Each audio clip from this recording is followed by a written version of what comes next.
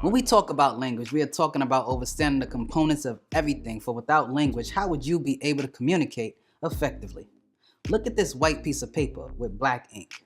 Without the words and color, this paper would be blank. And likewise, without the first people of color, the history of the world will be just as blank. So what I'm saying is, black is the source of all information, but to understand any information, we must first understand the language. And to understand this ancient language, you must first acknowledge the writings on the walls of the ancient ones, those of ancient Tamare or Kemet, and those of ancient Sumer. Welcome to Back to the Basics, where you learn facts, hope you embrace it. Watch, like, share, bring in awareness. Watch, like, share, bring in awareness. I'm fearless. Welcome to Back to the Basics, where you learn facts, hope you embrace it.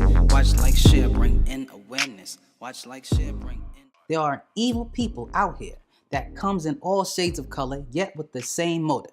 These evil people do not want you to know the truth, and so they have managed to create what's called modern standard dialects they call languages. What this means is that the entire world right now is speaking made up languages called modern. So what they did is clip the root from the plant, and they do this by teaching dialects without its roots. And in doing this, they have destroyed generations of growth, and now there's no seed to the true meaning of words. All of you as children were taught modern dialect, and so you will never really know the truth or the true meaning of words because you don't know its root. And what that does is it makes you ignorant to the origin, which gives you the true meaning of words, which will therefore encourage you to believe in what the evil one has taught you to be right.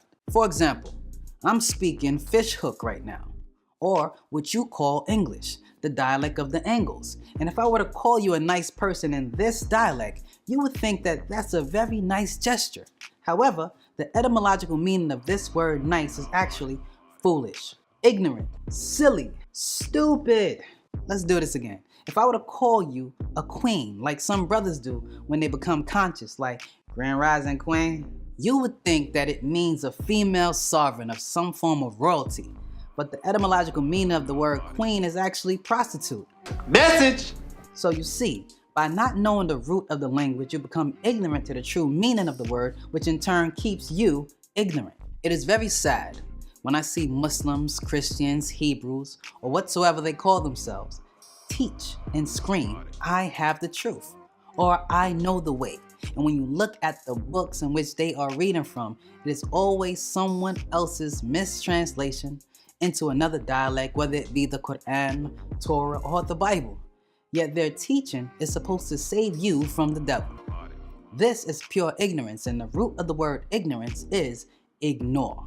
And when you ignore the facts, you breed belief, which means that you do not know. Our ancient ancestors understood how the language was shaped and how it grew because they knew the root, being the original planters who created the language. But when evil people ripped it like a plant from its roots, it put the world in a state of confusion. And now people do not know what is right from wrong. And because of this, no one speaks a language today. What people speak today are dialects. So, what is the difference, you may be wondering? Well, the word language comes from the Latin word lingua, which means tongue. And it is the root of a systematic means of communication by the use of sounds and symbols employed and understood by a community as an expression of thought. It is also the association of words and methods of their combination into sentences. Now, a dialect, on the other hand, is simply the genre of speech distinguished from the root or generally accepted literary language. So in other words, a dialect descends from a language. And of course, when a dialect comes from a language, there are fundamental changes where you may or may not be able to see the link unless you know the root language. All of the so-called spoken languages of the world today are being spoken in modern and not in the ancient tones. So what does this tell you? It should tell you that no one is speaking a language today. Knowing this ancient language is extremely important for the mental state of most of you who have been put under a spell of ignorance through words. It has been taught that the first language spoken was cuneiform of the ancient Sumerians, dating back to approximately 3500 BC. This is not entirely wrong, but it is also not entirely true. You see, the ancient Tamarians, wrongfully called Egyptians by the Greeks language, which is wrongfully called hieroglyphics, was even older, dating back to approximately 10,000 BC. And let me tell you something that's going to blow your mind. Did you know that both cuneiform and hieroglyphics are in fact the same ancient language? Yet, they were given Greek and Latin names in place of the original name. Message! Now, what does that tell you? It should tell you that hieroglyphics and cuneiforms are not the true names of this ancient language. Let's explore this fact. Hieroglyphics is from the Greek word hiero, meaning sacred, and the Greek word glyph, meaning carven, which is not the name of the Tamadian language, but a description of the epituric script. The word cuneiform is from the Latin word cunus, meaning wedge, and the word form is from the Latin word forma, meaning shape and looks, which again is not the name of the language, but a description of the wedge-shaped script. These names that you have grown accustomed to are nothing more than European names, just like the name Egyptian and Ethiopian, to hide the real names that the ancient people called their own language, as well as what they called themselves. So in actuality, hieroglyphics and cuneiform are both the same language with slight alterations in different scripts for different periods of time, development, inventions, and influences. Just as Arabic and Hebrew are the same dialect, with slight alterations in different scripts. For example, the word shalom in Hebrew means peace, and the word salam in Arabic also means peace. The word for son in Hebrew is ben, and the word for son in Arabic is ibn. You can clearly see the similarities. Now, some would say that hieroglyphic and cuneiform were just scripts and not spoken languages. And being a descendant of these ancient people with ancient records, I would kindly say that you're wrong. For even modern sign language can be spoken by people who are not dumb. No pun intended. Linguists, scholars, preachers, and laymen all try to say which language they think is authentic and which language was first to prove their own points. The Arabs would say that Arabic was the first language. The Hebrews would say that it's Hebrew, and the Hindus would say that it's Sanskrit.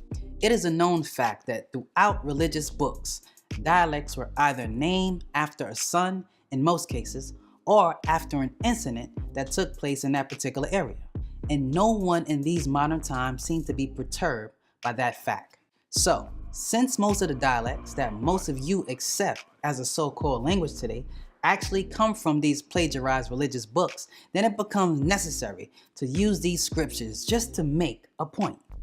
So the source of all known languages of the scriptures that concerns people today comes from Shem, one of Noah's triplet sons. Now from Shem's sons came the dialect of Syriac from Ashur, which means level plain, the second son of Shem, which gave birth to all the Arabic dialects. Therefore, if you're a Misraim or Egyptian and you speak Arabic, then your dialect is really Egyptic. The same principle applies to people who reside in other countries like Iraq, whose dialect is really Iraqic, Syrians, whose dialect is really Syriac, Libyans, whose dialect is really Libyak, and so forth. This same principle applies for the Hebrew dialect, which comes from Adamic, named after Aram, which means high, the fifth son of Shem. So likewise, if a person says they are an Israelite, your dialect is really Israelic. Galilean, your dialect is really Galileic. Nazarene, your dialect is really Nazaric. And Judean, your dialect is really Judaic, and etc. But of course, that is not the case today.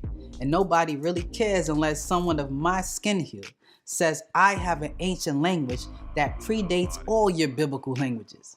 And all of a sudden, everyone, including lost Nubians, begin to care about its origin.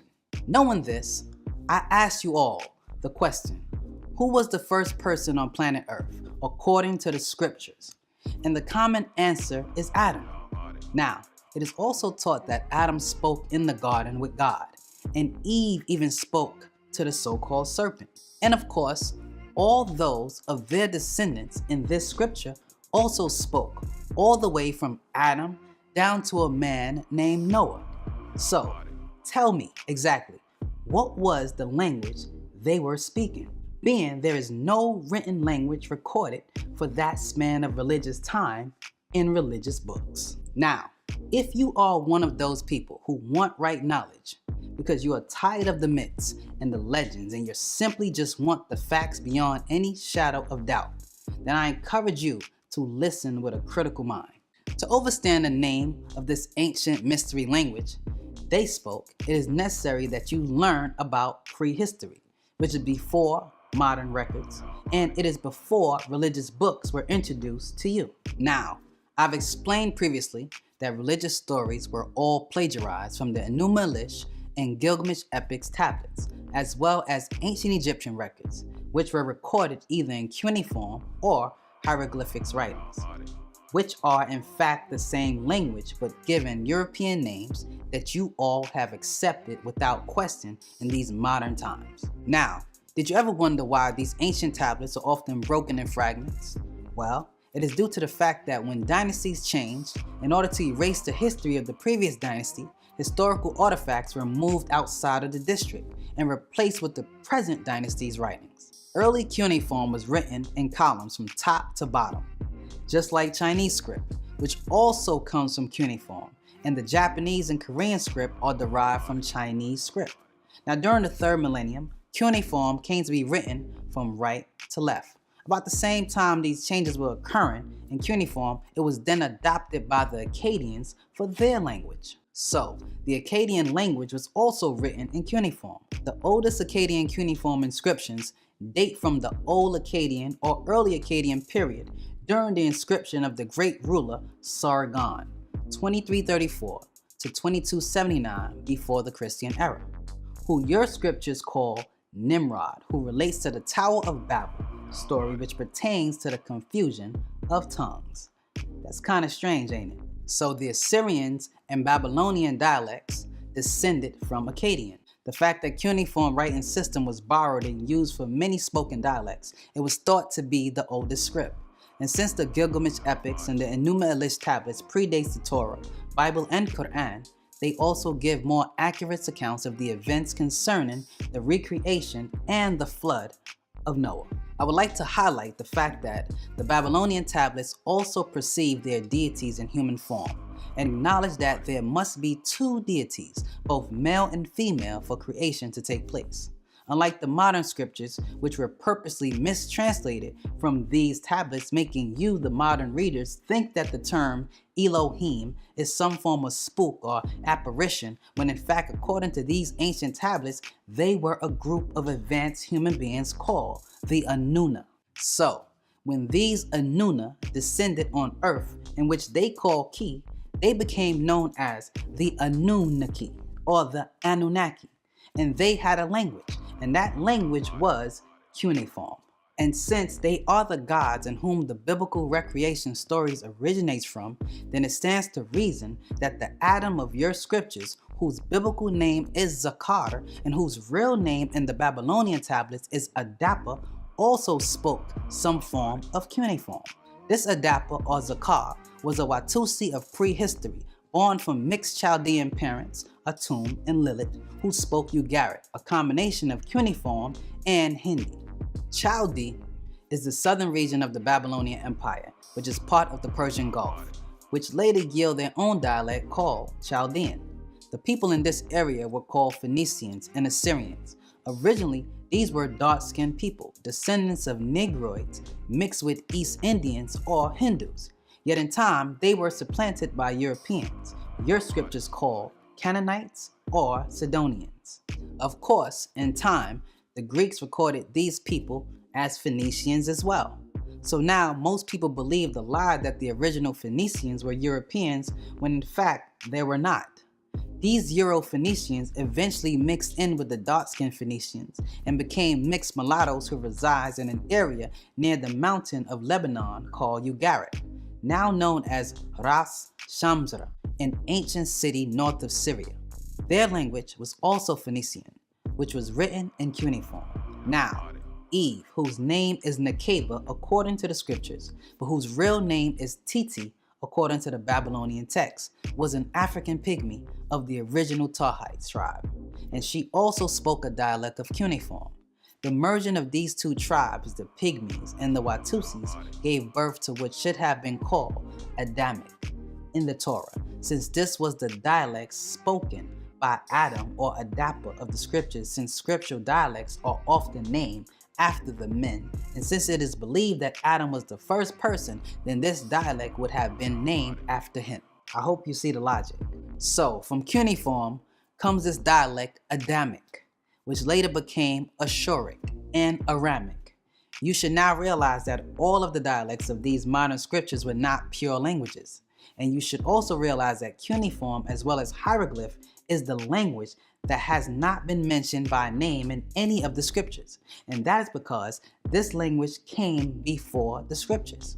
Armenian, another Aramic dialect, gave birth to the Indo-European language spoken by the people of Europe, Southwest Asia, and India. The Persian language, also called Farsi, is considered part of the Indo-Aryan language. However, Persian was then divided into 3 different languages for 3 different eras of time. Old Persian was written in cuneiform, Middle Persian was written in Aramic, and Modern Persian is what Arabs are calling Arabic today. Sanskrit is the classical literary language of the Hindus, from which the Prakrits and the modern Indo-Aryan language came. The Prakrit is the collective name for dialects of northern and central India arising from or connected to Sanskrit, like Urdu, which is from Persian script, and Hindi Arabic language. Now, I want you to keep in mind, again, that cuneiform was not the name of this ancient language that many modern dialects descended from. There was another language, which is the same language in script, that came about more than 10,000 years ago in ancient Tamare, or what they're calling Egypt, during prehistoric era. Prehistory relates to information before recorded history. So this language script was called hieroglyphics by the Greeks. This script originally only consisted of 24 symbols. The symbols, which were pictures, did not translate to those pictures but to sounds as letters. For example, the symbol of the owl translates into the letter M. Our Nubian ancestors continued to use this writing system until about 400 AD. When the Greeks invaded, the language began to change, and the script started to be written in Greek alphabets with several extra letters added for Tamari and Egyptian sounds that did not exist in Greek. This late form of this Egyptian dialect is called Coptic. The Coptic dialect is now extinct. It was, however, spoken in early Christian times. Eventually, Coptic was replaced by a form of Arabic, the language that is presently spoken in Egypt today. And since there was no one left who knew how to read or write or speak the ancient language on the temples, it was thought to have died. For more than 1,000 years, travelers to Nubia were fascinated by the mysterious symbols they saw carved in the walls of temples and tombs. But since no one could tell them what the carving symbols meant, these invaders eventually began making up translations. What is being called hieroglyphics today has 3 different scripts. 1 is hieroglyphics, 2 is heretic, and 3 is demotic. Unlike the letters in the English alphabet, hieroglyphics can be written in more than one direction. That means that it can be written from left to right, like English, or from right to left, like Ashuric, Syriac, and Adamic. Or it can be written in columns from top to bottom, like cuneiform. You can always tell which way the carving is supposed to be read by looking at animals, plants, and people. If they face left, then start reading from the left. If they're face right, begin at the right. In other words, read towards the face. The direction in which hieroglyphic text was written depends on the kind of text it was and how it was used. Now, the heretic dialect came into Tamare, or Egypt, by not so ancient Egyptians who left and then came back from Sumer, bringing in Semitic dialects into ancient Tamare. And the Phoenician dialect, which is the combination of cuneiform and Hindi, developed into Demotic. So, what is the name of this mystery language? Some would say Metu Neta, but this is not the name of the language. This is just a mere statement stating the words of the gods. But who are these gods really? Well, these gods were none other than the Ogdoads, the celestial beings from Sirius and Orion, Revelation 12:8, whose names are Nun and Nunet, deities of the water abyss, Het and Hehet, deities of infinite space, Ket and Kiket, deities of darkness, and Amun and Amunet, deities of the hidden powers. When you take the first letter of their names, you can rearrange them to make the Tammanian word Ankh, which means life, for they were responsible for the germination of life on this planet, for they are the primordial water deities who existed when this was completely a water planet. And yes, they had a language. From their departure from the heavenly skies to the planet Earth, these 8 water beings represented genetic shifts every 4 generations, giving birth to various types of humans that eventually dwelt on the dry land. Perhaps this is where the many legends and stories of mermaids actually came from. From them came the Eneds, or the majestic 9, consisting of Shu and Tefnut, Geb, Nut, Asar, Aset, Neptit, Satuk, headed by Atum. And they spoke the same language as the Agduat. Many indigenous African tribes came out of them, and over time, through migration, the ancient language became dialects. After many meteor showers that hit the earth, many of these ancient African tribes were destroyed. The oldest remaining tribe of today can be found in South Africa amongst the Bushmen, Khosans. Now, the Khosans language, called Khoikhoi, is really a dialect, for it is a mixture of other African dialects, and it incorporates many click sounds. So again, I ask you, what was this ancient mystery language that our ancient ancestors spoke? Well, that ancient mystery language was in fact called Nuwaupic. The word Nuwaupic comes from Nuwaupic, and one who speaks Nuwaupic is called a Nuwaupian, whose cultural way of life is called Nuwaupu. Nuwaupu means to convey a message that results in sound right reasoning, so there must be a conveyor and a listener of the message. Now, the word message is key here. The message is life, and the conveyor is existence. Now, in these modern times, the word for messenger is angel, from the Greek word angelos. An angel is a celestial being that comes with a message. This should tell you that the name Nuwaupian is in reference to a heavenly host, or in other words, God's own angels. The word for host in the Bible is Saba, meaning an organized army of beings often called angels, which has nothing to do with spirit beings with wings and halos, but rather with beings from the heavens above before they came down to earth. Thus, you'll find that we Nuwaupians also refer to ourselves as Sabaeans, or simply Sabians, the heavenly hosts. And thus this ancient language implies that our language is the language of God, or Pa Neteru, for the angels were the last ones who spoke to the Neterus, or what you term God. Now, the closest reference to the Nuwaupic script on earth can be found in Napata, which is Sudan, and Meroe, which is Ethiopia today, a region south of Egypt, but in time immemorial, they were a part of Egypt. The original script of Nuwaupic that you call hieroglyphic was really called Suf. Over time, through migration, Meroe script became Sabian, and its spoken form, being a dialect of Nuwaupic, was more Semitic. Later, it became an Arabic mixture of Syriac and Aramic mixture mixed with Phoenician to become Hebrew, Amharic, and Ge'ez.